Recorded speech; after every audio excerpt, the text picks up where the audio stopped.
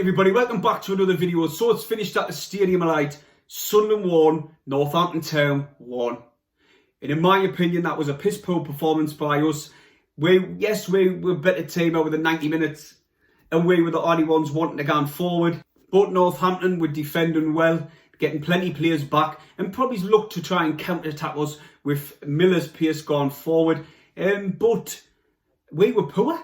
Our delivery into the box was poor. It wasn't fine. Charlie White, he wasn't winning any headers and his hold-up play was poor, and he did come off in the second half. Scowen was good in the first half. Probably my better player out of the Sunderland team. He was winning the loose ball when it was bouncing off their defenders or the midfielders. He would be there nicking that loose ball and then laying it off. But I think he was protecting him and took him off for the playoffs. Our goal come from a free kick, giving away quite a few free kicks. McLaughlin in the first half especially was giving away a lot of needless free kicks. And then in the second half, they got a free kick outside the box and it took a deflection off Grant Lippiter and it bounced up. I thought Lee Birds probably could have been a little bit stronger to push it out, but nonetheless, it went in.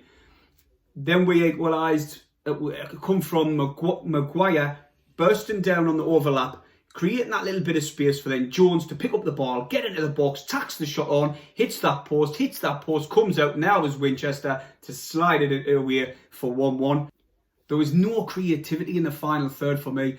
Denver Hume's ball into the box was very poor. Jones and Gooch's ball in the first half was poor. McGeady comes on and his delivery in the box was a little bit better than theirs. He gets the ball, it sort of goes down the wing, comes back, creates a little bit of space, loops balls into the box, but there was no one on the end of him. And then Charlie White got took off. Aidan O'Brien come on, and you could really tell that was a end of the season game. No, Northampton's got nothing to play for. Sunderland have got nothing to play for.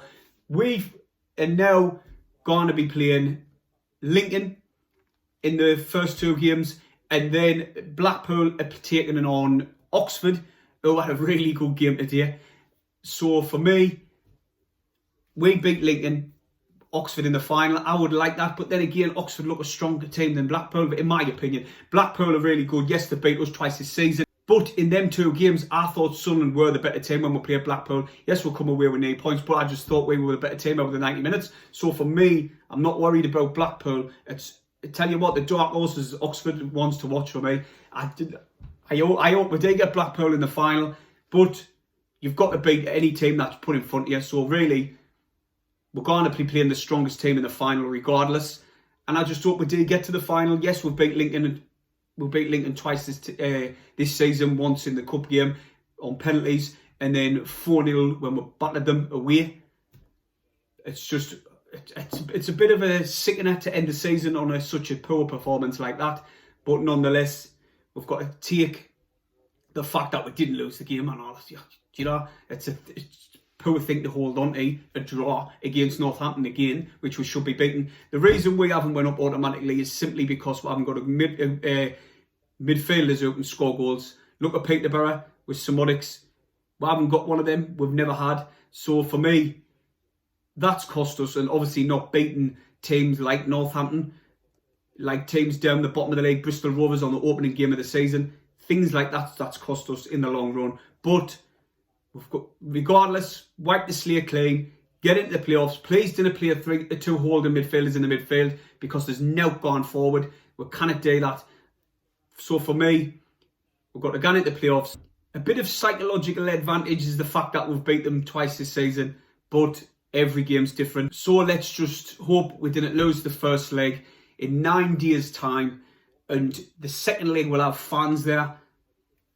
And we can support the team, cheer them on in the stadium if it all goes ahead. With that being said, everybody, please hit the thumbs up, subscribe if you haven't, and I'll see you in my match preview for the first leg